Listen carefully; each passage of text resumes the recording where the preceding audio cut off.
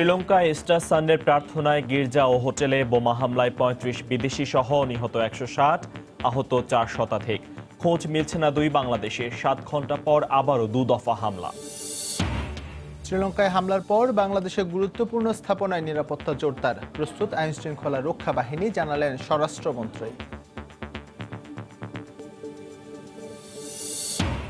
নুসরাত হত্যাকাণ্ডে অর্থ লেনদেনের উৎস অনুসন্ধানে সোনাগাজীর বিভিন্ন ব্যাংকে পিবিআইয়ের তদন্ত।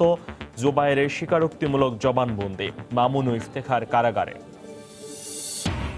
তথ্য প্রযুক্তির সুবিধা ঘরে ঘরে পৌঁছে দিতে কাজ করছে সরকার। বিপিও সামিটে বললেন সজীব ওয়াজেদ জয়। নতুন নতুন উদ্ভাবনী শক্তি কাজে লাগাতে তরুণদের প্রতি আহ্বান। এবং আজ পবিত্র লাইলাতুল বরাত। নামাজ, জিকির, আজকার সহ ইবাদতে ভাগ্য রজনী অতিবাহিত করবেন ধর্মপ্রাণ মুসলমানরা।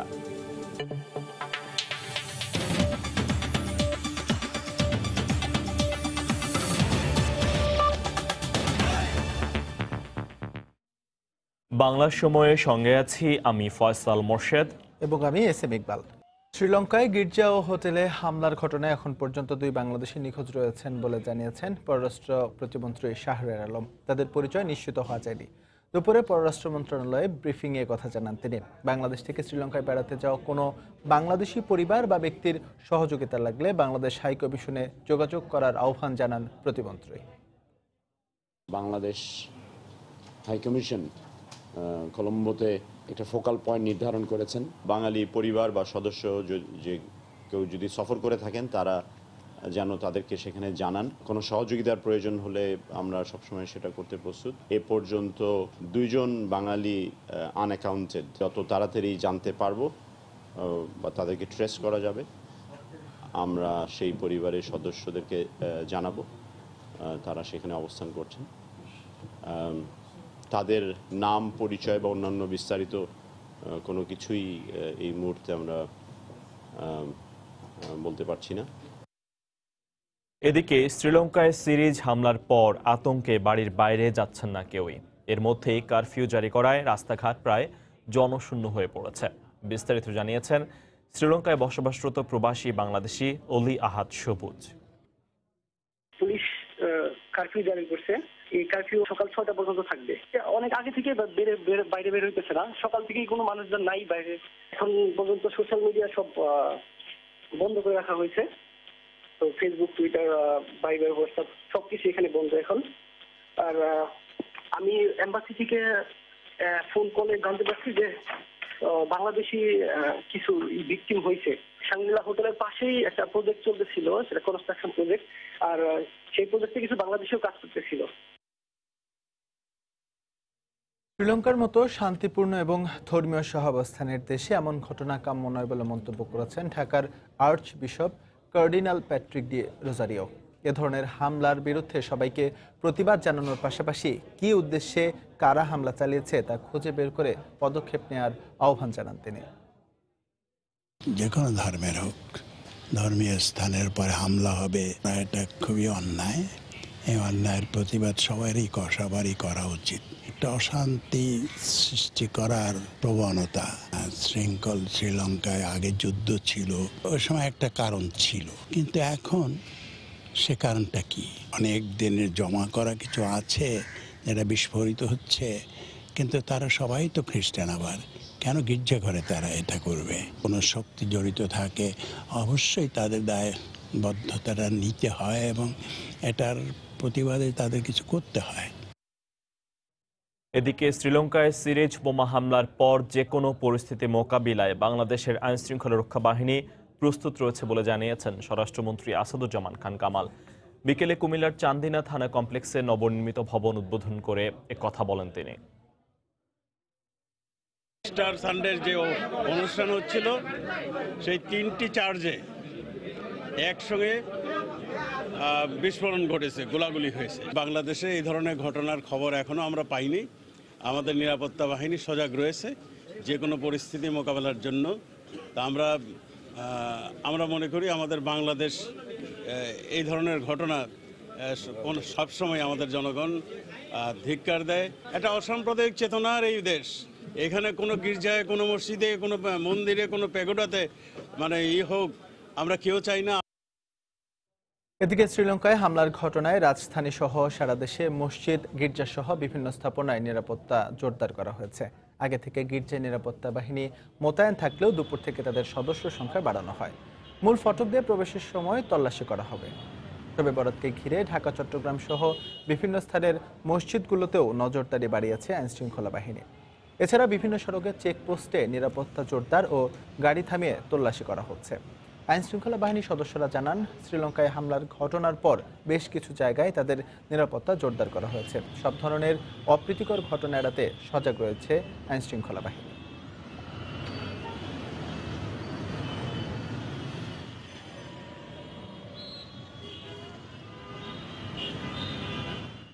শ্রীলঙ্কাতে যে অনাকাঙ্ক্ষিত ঘটনা ঘটছে, এর পরিপ্রেক্ষিতে কোনো জায়গায় কোনো অপ্রীতিকর ঘটনা আর না ঘটে, এই জন্যই আমরা বিভিন্ন আরোহী যেমন Honda, CNG, private car search করতেছি।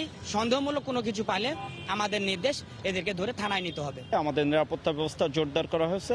আমরা এখন থেকে বিভিন্ন এলাকায় তল্লাশি এবং বিশেষ করে ধর্মীয় উপাসনালয় এবং যে জায়গায় মানুষ বেশি ভিড় করবে, আমানুষা মাজার এবং গির্জাগুলো, আমরা অতিরিক্ত পুলিশি নিরাপত্তা ব্যবস্থা গ্রহণ করেছি।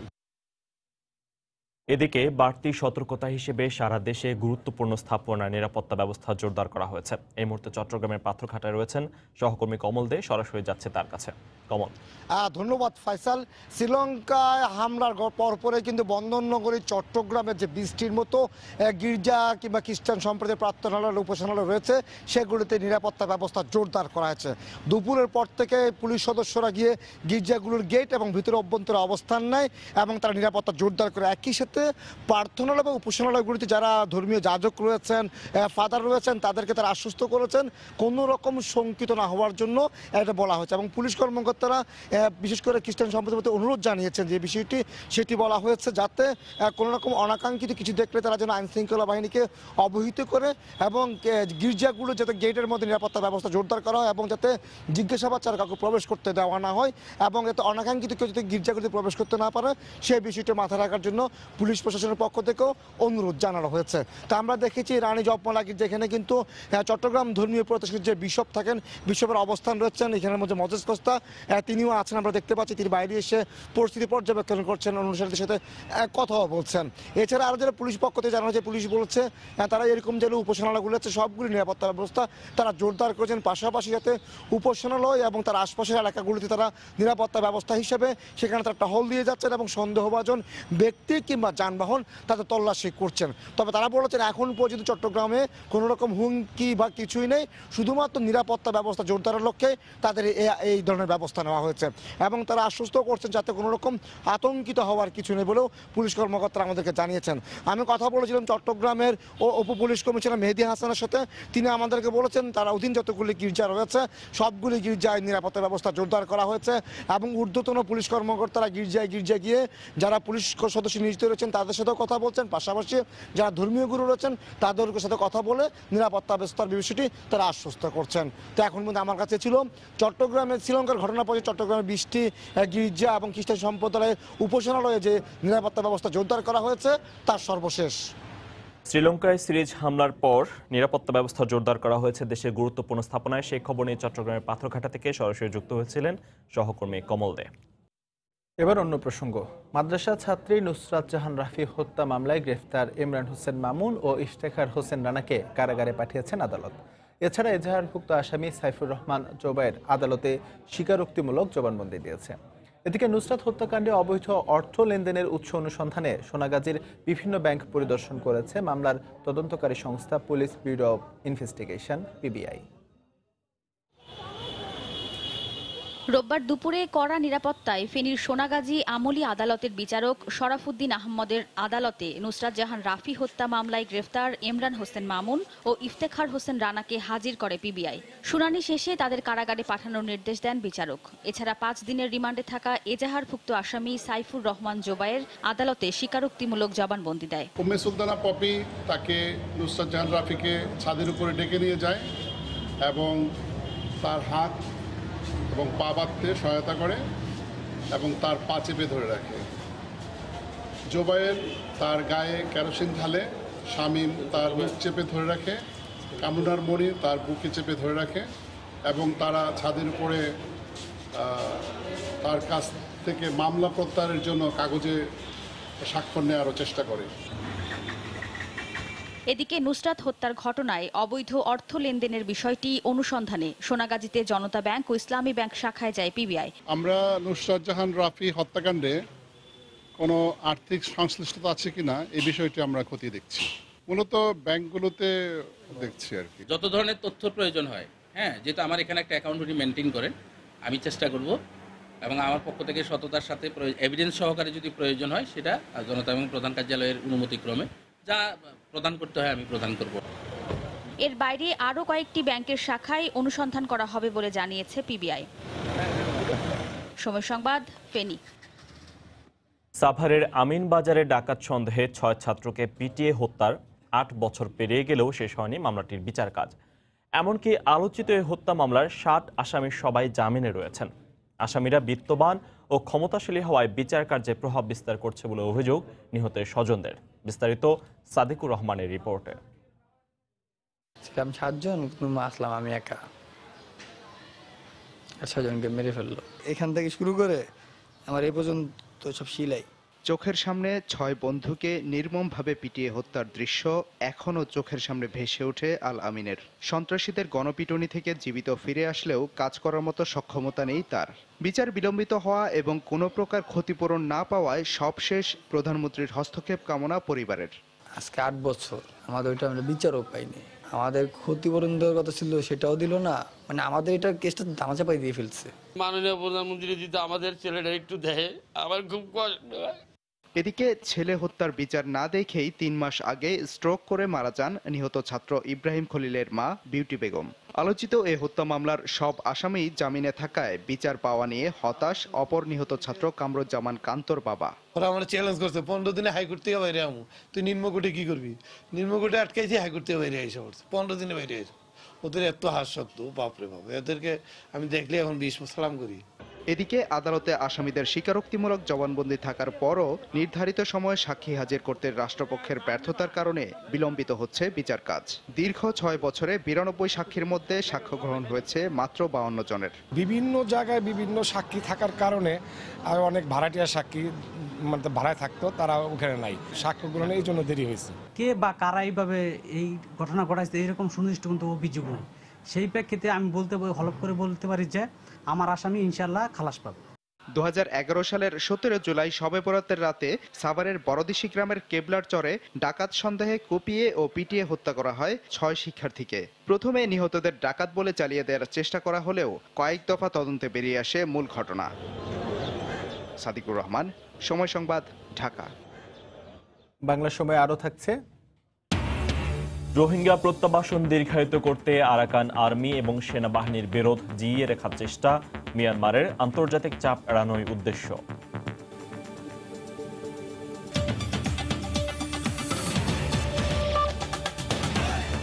অনুকরণ নয়, বরং নতুন নতুন প্রযুক্তির উদ্ভাবনী শক্তি কাজে লাগাতে দেশের তরুণ জনগোষ্ঠীর প্রতি আহ্বান জানিয়েছেন প্রধানমন্ত্রীর তথ্য ও যোগাযোগ প্রযুক্তি বিষয়ক উপদেষ্টা সজীব ওয়াজেদ জয়। সকালে রাজধানীর সোনারগাঁও হোটেলে ৪র্থ বিপিও সামিটের উদ্বোধনী অনুষ্ঠানে বক্তব্য রাখেন তিনি। এ সময় মেধাভিত্তিক অর্থনীতির উপর নির্ভর করেই ৪র্থ শিল্প বিপ্লব ঘটবে জানিয়ে সজীব ওয়াজেদ বলেন, আগামীর জন্য প্রস্তুত হতে হবে তরুণদের। প্রযুক্তির এই যুগে এসে কাজের পরিধি এখন শুধু শহর কিংবা গ্রামের গণ্ডিতে সীমাবদ্ধ নেই। ইন্টারনেটের কল্যাণে বিশ্বের যে কোনো প্রান্ত থেকে অন্য প্রতিষ্ঠানের কাজ টাকার বিনিময়ে করার পদ্ধতিই পরিচিত আউটসোর্সিং হিসেবে। বিশ্বের দ্রুত অগ্রসর হওয়া এই খাতকে আরও টেকসই করতে কাজ করে থাকে বিজনেস প্রসেস আউটসোর্সিং বা বিপিওর উদ্যোগ।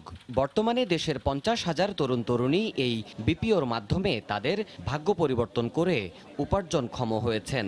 আগামী 3 বছরে এই খাত থেকে $1 বিলিয়ন আয়ের লক্ষ্যমাত্রা অর্জনে ৪র্থবারের মতো দেশে আয়োজিত হল বিপিও সামিট 2019। সেবা খাতকে ডিজিটালে রূপান্তরের প্রতিপাদ্যে 2 দিনব্যাপী এই আয়োজন উদ্বোধন করেন প্রধানমন্ত্রীর আইসিটি বিষয়ক উপদেষ্টা সজীব ওয়াজেদ জয়। উদ্বোধনী অনুষ্ঠানে তিনি বলেন, নিজেদের অর্থে পদ্মা সেতুর মতো জটিল প্রকল্প বাস্তবায়ন করা বাংলাদেশ কোনো ক্ষেত্রেই কারো উপর নির্ভরশীল থাকবে না। বাংলাদেশের সম্পদ ও অর্থ দুটোরই সীমাবদ্ধতা রয়েছে। নিজস্ব অর্থায়নে পদ্মা সেতুর মতো প্রকল্প বাস্তবায়নের ফলে আত্মবিশ্বাস বেড়েছে দেশের। আগামীতে পরনির্ভরশীলতা আরও কমিয়ে আনতে হবে। দেশব্যাপী প্রযুক্তি শিক্ষার প্রসার ঘটিয়ে ডিজিটাল অর্থনীতির ভিত মজবুত করতে হবে উল্লেখ করে সজীব ওয়াজেদ বলেন, অনুকরণ নয়, উদ্ভাবনে মনোযোগী হতে হবে। বিপিও খাতে কর্মসংস্থান সৃষ্টির যেমন সুযোগ রয়েছে, তেমনি বাংলাদেশের তরুণ প্রজন্মের এখন সময় এসেছে তথ্য প্রযুক্তির নতুন উদ্ভাবন কাজে লাগিয়ে এগিয়ে যাওয়ার। মনে রাখতে হবে, অনুকরণ নয়, উদ্ভাবন জরুরি। এবারের সামিটে যুক্তরাষ্ট্র, যুক্তরাজ্য, মালয়েশিয়া, সিঙ্গাপুর, ভারত সহ বিভিন্ন দেশের প্রতিনিধিরা 2 দিনের এই আয়োজনে অংশ নিয়েছেন। দেবাশিস রায়, সময় সংবাদ, ঢাকা। পবিত্র লাইলাতুল বরাত আজ। ইসলামী চিন্তাবিদরা বলেন, মহান আল্লাহ তাআলার কাছ থেকে বান্দার গুনাহ মাফ, ভাগ্য নির্ধারণ সহ নানা কারণে এ রাতটি বেশ গুরুত্ব ও তাৎপর্য বহন করে। মুসলিম উম্মার কাছে ভাগ্য রজনী বলে পরিচিত এ রাতে তাই মুসলমানরা ফরজের পাশাপাশি নানা রকম নফল ইবাদত করেন। প্রতি বছরের মতো এবারও ইসলামিক ফাউন্ডেশনের বিভিন্ন আয়োজনে থাকছে বায়তুল মোকাররম মসজিদ সহ বিভিন্ন স্থানে। মিজানুর রহমান খবিরের রিপোর্ট। লাইলাতুল বরাত বা শবে বরাত আরবি শাবান মাসের মধ্যবর্তী রাতকে নির্দেশ করে। বিশুদ্ধ হাদিস থেকে উদ্ধৃতির আলোকে ইসলামী চিন্তাবিদরা বলছেন, মহান আল্লাহ তাআলার নৈকট্য লাভ ও দয়া প্রাপ্তির সুযোগের কারণে এর তাৎপর্য বেড়ে যায় মুসলিমদের কাছে। আল্লাহ রাসূল সাল্লাল্লাহু আলাইহি ওয়াসাল্লাম বলেন যে যখন তোমরা শাবান মাসের 15 তারিখের রাত পাবে, কুমু লাইলাহা ওয়া সুমু ইয়াওমাহা, তখন তোমরা রাত জেগে বন্দেগী করবে, দিনের বেলা রোজা রাখবে। আল্লাহ তাআলা এই রাত্রিতে সূর্য অস্ত যাওয়ার পরে দুনিয়ার আসমানে অবতরণ করেন। কে আছো আমার কাছে রিজিক চাইবা, আমি তোমাদেরকে রিজিকের জন্য ব্যবস্থা করে দিব। কে আছো অসুস্থ, আমার কাছে সুস্থতা চাইবা, আমি আল্লাহ তোমাদেরকে সুস্থতা দান করে দিব। আল্লাহ তাআলা এইভাবে বান্দাকে ডাকতে থাকবেন ফজর উদিত হওয়া পর্যন্ত। ভোগবিলাস বা আনন্দ আয়োজন নয়, এই রাত আসে অনুগ্রহের অবারিত ভাণ্ডার নিয়ে। তাই সত্য ও সুন্দরের পথে চলতে সবাইকে অনুপ্রাণিত করার পাশাপাশি পবিত্র এই রাতের মর্যাদা রক্ষার আহ্বান জানান ইসলামী চিন্তাবিদরা। মোবারক রাতে নফল নামাজ পড়তে পারি, কোরআন তেলাওয়াত করতে পারি, জিকির করতে পারি, তসবিহ পড়তে পারি, আমরা আল্লাহর কাছে তওবা করতে পারি, মোনাজাত করতে পারি, আল্লাহ রাসূলের উপর দরুদ সালাম পড়তে পারি। এই মসনুন ইবাদতের মাধ্যমে আমাদেরকে এই রাতটি কাটাতে হবে এবং আমাদের যদি সম্ভব হয় পরের দিন আমাদের রোজা পালন করা উচিত। আমাদের বাদ মাগরিব থেকেই ওয়াজ মাহফিল, এশারের নামাজের পরে ওয়াজ মাহফিল, তারপরে জিকির আজকার, তারপরে তাহাজ্জুদের নামাজ, তারপরে শেষে ফজরের নামাজ এবং আখিরি মোনাজাতের মাধ্যমে এই রাত্রিটা বাইতুল মোকাররমে এইভাবে উদযাপন করা হয়। নফল ইবাদতের মাধ্যমে রাত অতিবাহিত ছাড়াও দিনে রোজা রাখেন অনেকে। তাই রমজান মাসের প্রস্তুতির সুযোগের কারণেও পুরো শাবান মাসেই মুসলিম উম্মার কাছে বেশ গুরুত্বপূর্ণ। মিজানুর রহমান খবির, সময় সংবাদ, ঢাকা। এই মুহূর্তে চট্টগ্রামের লালদিঘির পাড়ে হযরত আমানত শাহ রহমতুল্লাহর মাজারে আছেন রিপোর্টার শফিকুল আলম। আমরা সরাসরি যোগ দিচ্ছি তার সঙ্গে। ইকবাল, ধর্মীয় ভাব গাম্ভীর্যের মধ্য দিয়ে চট্টগ্রামেও লাইলাতুল বরাত পালনের প্রস্তুতি নিচ্ছে বিভিন্ন যে মাজার রয়েছে এবং বিভিন্ন যে মসজিদ রয়েছে সেখানে, বিশেষ করে জাতীয় মসজিদ এবং যে মাজারগুলো রয়েছে সেখানে প্রস্তুতি চলছে। আপনি হয়তো জানেন চট্টগ্রামকে বলা হয়েছে 12 আউলিয়ার মাজার। সেই মাজারের গুলোতে কিন্তু আমরা দেখেছি বিকেল থেকে কিন্তু ধর্মপ্রাণ মুসলমানরা আসতে শুরু করেছে, যদিও আশারের নামাজের পর থেকে এরকম ভিড় একটু বাড়তে থাকবে। এখানে সারা রাত ব্যাপী নফল নামাজ আদায় হবে এবং এখানে জিকির আজকার বিভিন্ন দোয়া দুরূদ পরিবেশন করা হবে। এবং আপনাকে যেটি জানিয়ে রাখি, শবে বরাত এটি হচ্ছে ফার্সি শব্দ, শবে অত রাত, বরাত হচ্ছে নির্ধারণ বা সৌভাগ্য রজনী বলা হয়ে থাকে। এই রজনীতে আজকের এই রাতে কিন্তু আসলে যে মুফাসসিররা এবং যে আলেমরা তারা যেটি বলছেন, তারা বলছেন যে আজকের এই রাতে কিন্তু ভাগ্য নির্ধারণ করা হয়। আগামী 1 বছরের জন্য আমল, রিজিক এবং হায়াত এগুলো নির্ধারণ করা হয় এবং যারা বিগত বছর যারা পাপ করে তারা সেই আজকের এই রাতে তারা ক্ষমা চাইবেন এবং আগামী 1 বছরের জন্য তারা শান্তি সমৃদ্ধি কামনা করবেন বলে তারা জানিয়েছেন।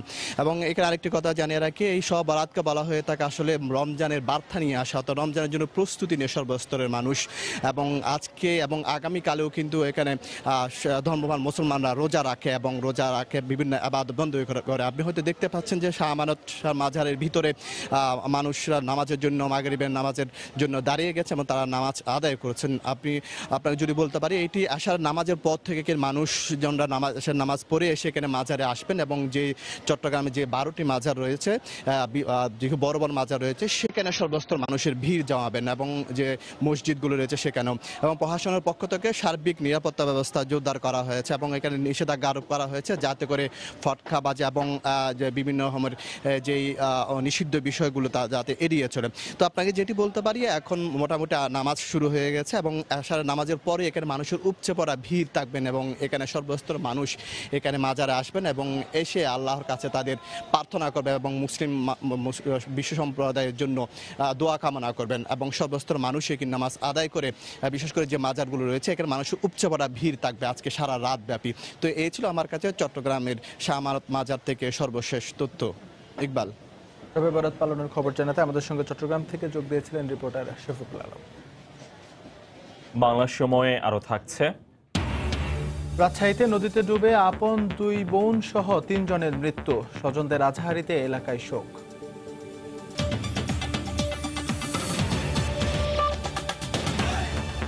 রোহিঙ্গা সহ কোনো বিদেশি নাগরিক যাতে ভোটার তালিকায় অন্তর্ভুক্ত হতে না পারে সে ব্যাপারে উপজেলা নির্বাহী কর্মকর্তাদের নির্দেশ দেওয়া হয়েছে বলে জানিয়েছেন নির্বাচন কমিশন সচিব হেলালুদ্দিন আহমদ। দুপুরে রাজশাহী মডেল স্কুল অ্যান্ড কলেজে ভোটার তালিকা হালনাগাদ বিষয়ক কর্মশালায় তিনি একথা বলেন। চট্টগ্রাম অঞ্চলে এরকম 32টি উপজেলা চিহ্নিত করা হয়েছে। ওখানে বিশেষ কমিটি, ইউনূস সাহেবের নেতৃত্বে একটি বিশেষ কমিটি আছে।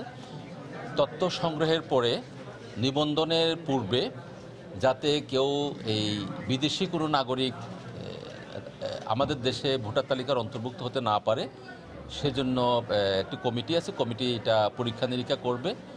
কমিটি যেটাকে সুপারিশ করবে শুধুমাত্র ওই সমস্ত ব্যক্তিরাই ভোটার তালিকার অন্তর্ভুক্ত হতে পারবে, অন্যরা পারবে না। এবং আমরা অন্যান্য জেলাতেও এবং উপজেলাতেও সতর্ক বার্তা আমরা দিয়েছি। রোহিঙ্গা প্রত্যাবাসন প্রক্রিয়া দীর্ঘায়িত করতে রাখাইনে আরাকান আর্মি এবং সেনাবাহিনীর বিরোধকে জিইয়ে রাখার চেষ্টা করছে মিয়ানমার। প্রত্যাবাসনের জন্য আন্তর্জাতিক চাপ এড়াতেই মিয়ানমারের এই কৌশল বলে মনে করে বাংলাদেশে পালিয়ে আসা রোহিঙ্গারা।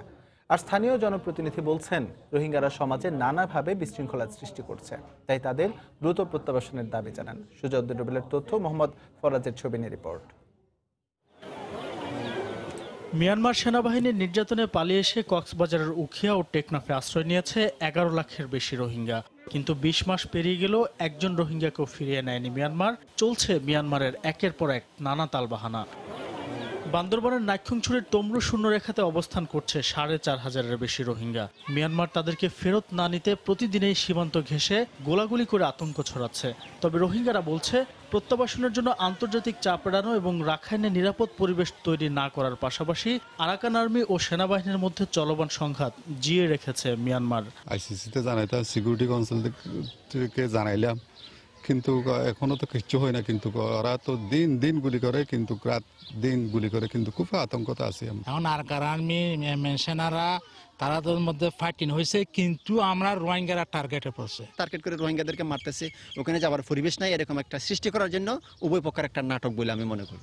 রোহিঙ্গারা স্থানীয় জনগোষ্ঠীর সাথে মিশে গিয়ে আর্থসামাজিক অবস্থার বিপর্যয় ঘটাচ্ছে বলে অভিযোগ দীর্ঘদিনের। এ অবস্থায় দ্রুত প্রত্যাবাসনের দাবি এ জনপ্রতিনিধির।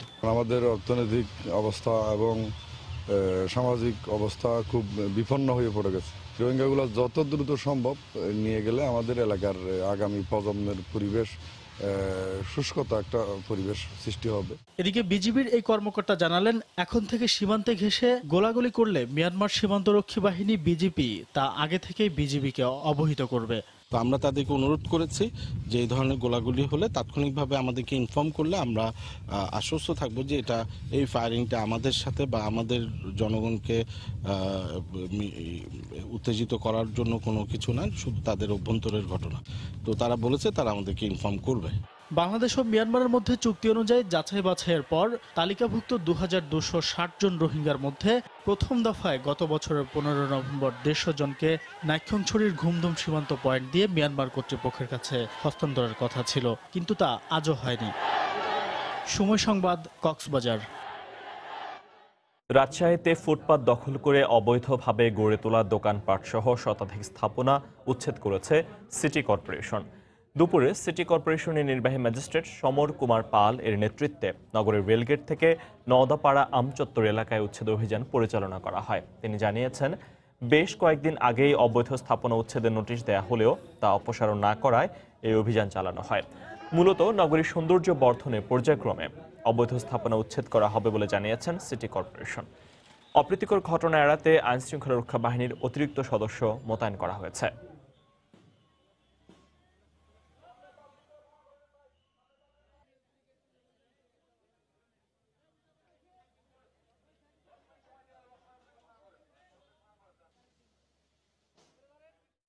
সামনে আর কোনো ঝড়, শিলাবৃষ্টি বা প্রাকৃতিক দুর্যোগ না হলে দিনাজপুরে লিচুর ভালো ফলনের আশা করছেন বাগান মালিকরা।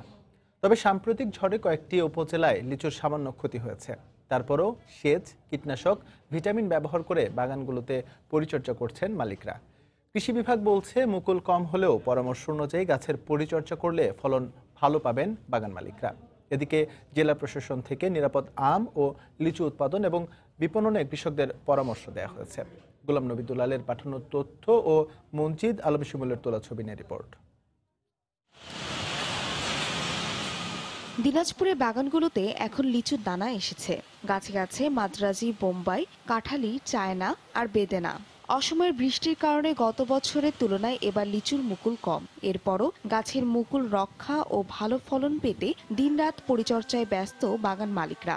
জেলা প্রশাসন ও কৃষি বিভাগ কর্মশালা করে আম লিচুতে ক্ষতিকর কোনো কেমিক্যাল দেওয়া যাবে না বলে 13 উপজেলার বাগান মালিকদের সতর্ক করেছে। বর্তমান আমাদের গাছে যতটুকু লিচু আছে সেটাকে ঠেকানোর জন্য আমরা আপ্রাণ চেষ্টা করতেছি। ঝড় না হয়, শিলাবৃষ্টি না হয়, সেই ক্ষেত্রে আশা রাখি যে কৃষকরা এবার, বাগান চাষি যারা, তারা খুব লাভবান হবে।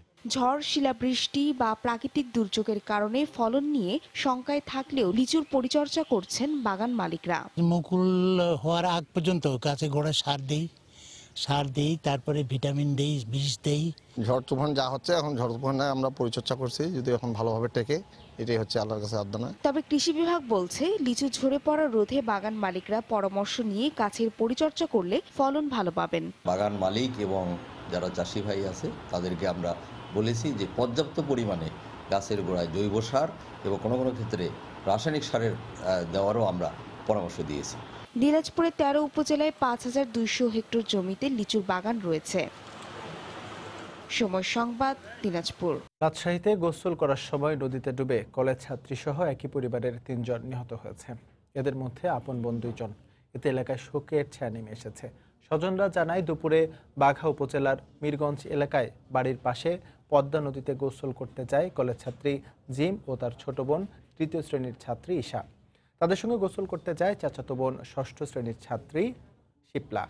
হঠাৎ করে চোরাবালিতে তলিয়ে যেতে থাকে শিপলা। এ সময় তাকে উদ্ধার করতে গিয়ে জিম ও ঈশা পানিতে ডুবে যায়। বিষয়টি টের পেয়ে তাৎক্ষণিকভাবে তাদের উদ্ধার করে স্থানীয়রা। পরে তাদের উপজেলা স্বাস্থ্য কমপ্লেক্সে নেওয়া হলে মৃত ঘোষণা করেন চিকিৎসক।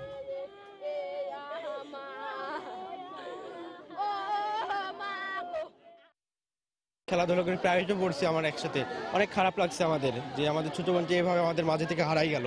এরা খুবই ভালো ছিল, একসাথে খুব মিলেমিশে থাকতো, সবাই হাসি খুশি করতেছিল।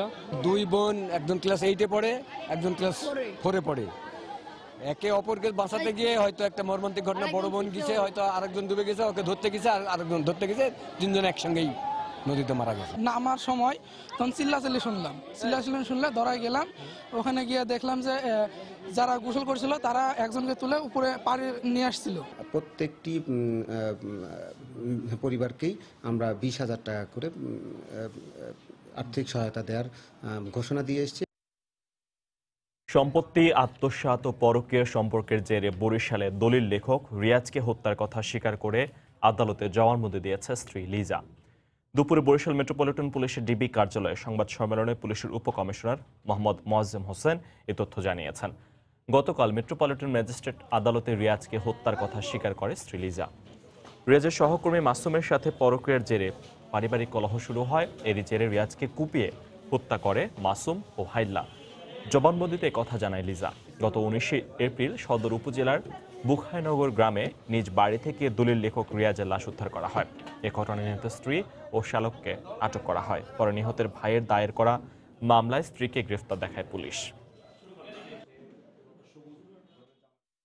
তার যে ওয়াইফ আমিনা আক্তার লিজার, একদিকে দেখা যাচ্ছে যে সম্পত্তির লোভ, আর মাসুম বিশেষ করে রিয়াজের যে সহযোগী, ভিকটিম রিয়াজের সহযোগী মাসুমের সাথে তার একটা অবৈধ সম্পর্কের কারণেই মূলত এই হত্যাকাণ্ডটা ঘটেছে বলে লিজার 164 বিষয়টা উঠে এসেছে। এখানে 3 জন জড়িত, একজন গ্রেপ্তার, তার স্ত্রী, আর 2 জন পলাতক, তাদেরকে গ্রেপ্তারের চেষ্টা অব্যাহত আছে।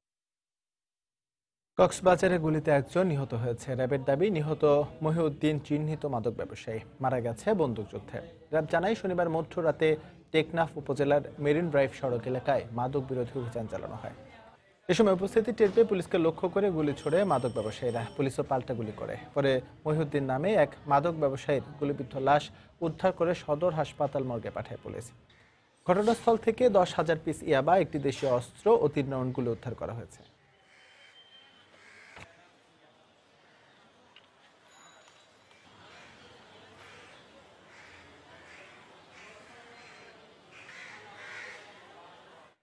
গাজীপুরে এক নারী পোশাক কর্মীকে কুপিয়ে হত্যার পর পালানোর সময় জনতার ধাওয়ায় পুকুরে পড়ে তার সাবেক স্বামীও নিহত হয়েছে। শনিবার রাতে কালিয়াকৈর উপজেলায় এই ঘটনা ঘটে। পুলিশ জানিয়েছে, খোলারটেকি এলাকার একটি বাসায় ভাড়া থাকতেন পোশাক কর্মী ফাহিমা। পারিবারিক কলহের জেরে সাবেক স্বামী মুফতুল ইসলাম ওই বাড়িতে এসে তাকে এলোপাতাড়ি কুপিয়ে হত্যা করে। চিৎকার শুনে এলাকাবাসী মফিতুলকে ধাওয়া দিলে পাশের একটি পুকুরে ঝাঁপ দেয় সে। এ সময় পুকুরের পানিতে থাকা একটি রড তার পেটের ভেতরে ঢুকে পড়ে। স্থানীয়রা গুরুতর অবস্থায় মফতুলকে উদ্ধার করে উপজেলা স্বাস্থ্য কমপ্লেক্সে নিয়ে গেলে তাকে মৃত ঘোষণা করেন চিকিৎসক। ময়নাতদন্তের জন্য লাশ দুটি শহীদ তাজউদ্দিন আহমেদ মেডিকেল কলেজ হাসপাতালের মর্গে পাঠানো হয়েছে।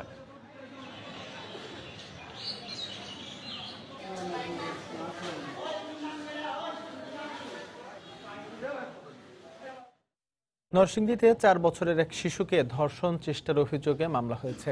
ঘটনার পর থেকে অভিযুক্ত রায়হান পলাতক রয়েছে। পুলিশ জানায়, শনিবার সন্ধ্যায় শিবপুর উপজেলায় মুদি ব্যবসায়ী রায়হান 4 বছরের শিশুটিকে ধর্ষণের চেষ্টা চালায়। অসুস্থ অবস্থায় শিশুটিকে উদ্ধার করে সদর হাসপাতালে ভর্তি করা হয়। এই ঘটনায় শিশুটির দাদা বাদী হয়ে শিবপুর থানায় একটি মামলা করেন। এদিকে অভিযুক্ত রায়হানকে গ্রেফতারে অভিযান চলছে বলে জানিয়েছে পুলিশ। বৈশাখের তীব্র তাপদাহে ঝালকাঠিতে অসহনীয় হয়ে উঠেছে জনজীবন। প্রচণ্ড গরমে ডায়রিয়া, ভাইরাস জ্বর ও শ্বাসকষ্টজনিত বিভিন্ন রোগে আক্রান্তের সংখ্যা বাড়ছে। সদর হাসপাতাল কর্তৃপক্ষ জানিয়েছে, গত কয়েকদিন ধরে গরমজনিত নানা রোগে আক্রান্ত হয়ে স্বাভাবিকের চেয়ে দ্বিগুণ রোগী হাসপাতালে ভর্তি হয়েছেন। এদের মধ্যে শিশু ও বৃদ্ধির সংখ্যায় বেশি। গত 2 সপ্তাহে শুধু ডায়রিয়ায় আক্রান্ত হয়ে 6 শতাধিক রোগী ভর্তি হয়েছেন। সদর হাসপাতালে পর্যাপ্ত বেড না থাকায় মেঝেতে রেখে রোগীদের চিকিৎসা দেওয়া হচ্ছে। অতিরিক্ত রোগী সামাল দিতে হিমশিম খেতে হচ্ছে নার্স ও চিকিৎসকদের। জরুরি বিভাগ ও বহির্বিভাগে চিকিৎসা নিতে প্রতিদিন শতাধিক রোগী আসছেন।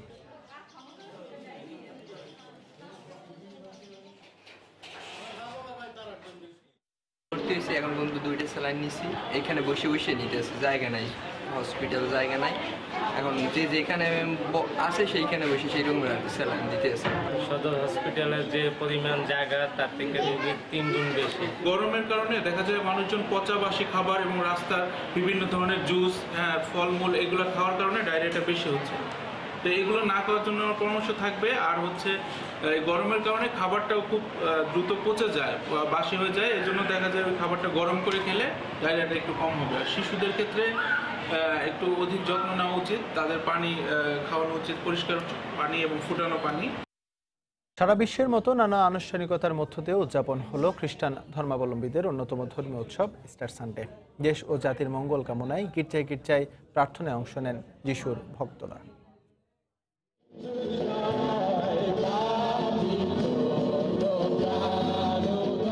প্রার্থনার এই যাত্রা কল্যাণের, মানবের পথ দেখাবে মুক্তির।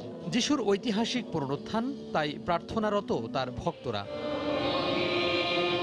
রোববার সকাল থেকে স্টার সানডে উপলক্ষে বাইবেল পাঠ, প্রশংসা ও ভক্তি সঙ্গীতের সাথে বিভিন্ন ধর্মীয় রীতি অনুযায়ী গির্জায় গির্জায় চলে প্রার্থনা উপাসনা। যিশু ভক্তের প্রার্থনায় উচ্চারিত হয় পরিবার পরিজনের কল্যাণ কামনা থেকে শুরু করে দেশবাসীর সুখ, শান্তি ও সমৃদ্ধির কথা। আমাদের পরিবারের সবার জন্য যিশু খ্রিস্টের আশীর্বাদ কামনা করি এবং জগতের শান্তি বর্ষিত হোক। দেশের সবাই যাতে শান্তিপূর্ণভাবে কাটাতে পারি, কোনো সহিংসতা না হয়, এই প্রার্থনা করলাম। যিশুর যে পুনরুত্থিত হয়েছে, আমরা সকলেই বিশ্বাস করি যে মৃত্যুকে জয় করেছে। যাতে আমি পড়াশোনায় ভালো করি, আজকে আমি চাইছি সবাই যেন ভালো থাকে। ত্যাগের পরে যে সাধনার পরে যে সিদ্ধি লাভ করা যায়, সেই আনন্দটা আজকে আমরা অনুভব করছি, উপভোগ করছি। খ্রিস্টীয় বিশ্বাসীদের মতে পাপ থেকে মুক্তি লাভের আনন্দ উদযাপনের পাশাপাশি যিশুর আদর্শ ধারণ করাই ইস্টার সানডের অন্যতম তাৎপর্য। মানুষ হিসেবে আমরা প্রত্যেকেই দুর্বল, আমাদের প্রত্যেকের মধ্যে পাপ রয়েছে, আর সেই পাপ থেকেই তিনি আমাদেরকে মুক্ত করছেন। একটা নতুন যাত্রা করার উৎসব, অর্থাৎ আমরা নতুন মানুষ হয়ে উঠেছি, আর আজকের দিনে থেকেই আমরা সেই নতুন যাত্রাটা শুরু করছি পুনরুত্থান উৎসবের মধ্য দিয়ে। শুধু খ্রিস্ট বিশ্বাসীদের জন্য নয়, সারা বিশ্বের মানুষের জন্যই খ্রিস্টের শান্তি এবং আনন্দ আজকের দিনে আমাদের কাছে প্রত্যাশা করে। যিশুর ভক্তদের বিশ্বাস, গুড ফ্রাইডেতে যিশু খ্রিস্টকে ক্রুশবিদ্ধ হয়ে হত্যা করা হয়েছিল। মৃত্যুর তৃতীয় দিবস অর্থাৎ রোববার তিনি জেগে উঠেছিলেন। তোহা খান তামিম, সময় সংবাদ, ঢাকা। সাংবাদিক নির্যাতনের প্রতিবাদে রংপুরে মানববন্ধন করেছে বেগম রোকেয়া বিশ্ববিদ্যালয় সাংবাদিক সমিতি। সকালে বিশ্ববিদ্যালয়ের প্রধান ফটকের সামনে মানববন্ধন করা হয়। এতে বিভিন্ন গণমাধ্যমে কর্মরত বিশ্ববিদ্যালয়ের শিক্ষার্থীরা অংশ নেন। এ সময় বক্তারা ডিবিসির সাংবাদিক ও ক্যামেরা পার্সনের উপর হামলার ঘটনায় জড়িতদের অবিলম্বে গ্রেফতার করে দৃষ্টান্তমূলক শাস্তির দাবি জানান।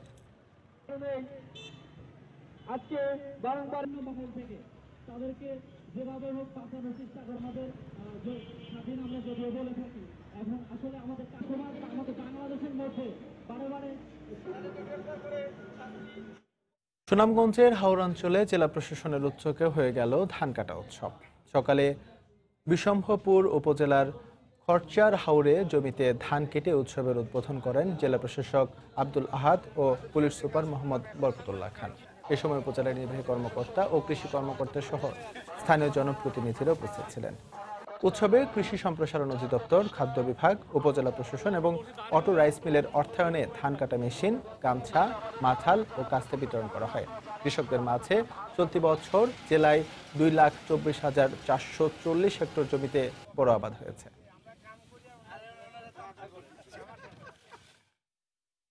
সকল ইজারা এবং বালু মাল কোয়ারির ইজারা কার্যক্রম এবং বালু উত্তোলন কার্যক্রম আগামী মে মাসের 5 তারিখ পর্যন্ত বন্ধ রাখার সিদ্ধান্ত আমরা গ্রহণ করেছি, যাতে স্বল্পতম সময়ের মধ্যে কৃষক ভাইরা তাদের ফসলটি ঘরে তুলতে পারেন। 11টি উপজেলা একযুগে কৃষক ভাইদের নিয়ে আমরা ফসল কাটার উৎসব পালন করছি, মূলত এই কারণে যে এর মাধ্যমে সারা জেলার কৃষকগণ উদ্বুদ্ধ হবে।